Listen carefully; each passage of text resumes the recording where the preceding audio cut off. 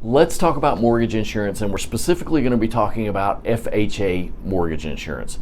So the first thing I would say is for the purposes of this video, we're talking about FHA loans that are 30-year fixed rate loans, not shorter terms because the premiums are different. And we're also talking about loan amounts of $726,200 or less.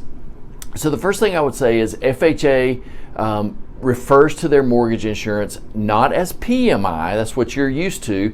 PMI stands for private mortgage insurance, and that's on conventional loans.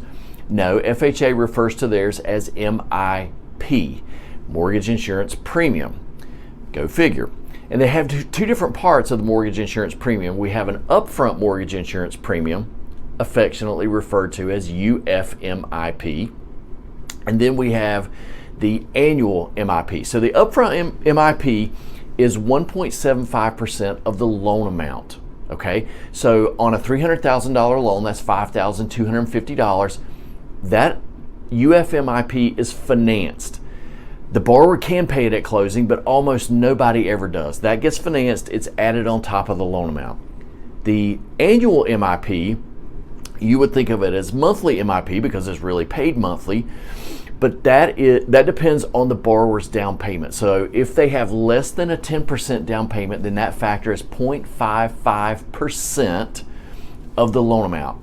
For context, on a $300,000 loan, that would be $1,650 a year or $137.50 per month that gets added to the monthly payment. If the borrower has a 10% or more down payment, then that MIP factor is 0.5%, which is $1,500 a year or $125 a month that gets added to the monthly payment. As far as the duration of the MIP, if the borrower has 10% or more down, then the duration is 11 years. If the borrower has less than 10% down, then that MIP does stay on there for the life of the loan. Now, I know that sounds horrible, but let's kind of think about this in a couple different things you should be aware of. Number one, most 30-year loans don't last longer than about 8 years. So it's highly likely the borrower is going to refinance within that time period. Maybe they decide to sell the home and pay off the loan or whatever. Almost no loans go for the full 30 years. But if they do, the second thing is that MIP is based on the loan balance. So every year it's going to get adjusted downward as the loan balance decreases. So again, that kind of minimizes the impact of the MIP as well.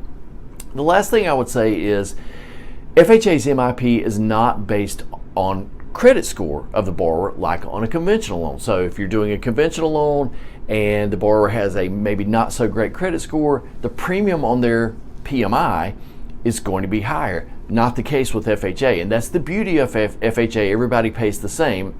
So again, if the borrower's credit score is not great or just average, then in many cases they may be better off, all things else being equal, they may be better off going with an FHA loan because of that lower premium.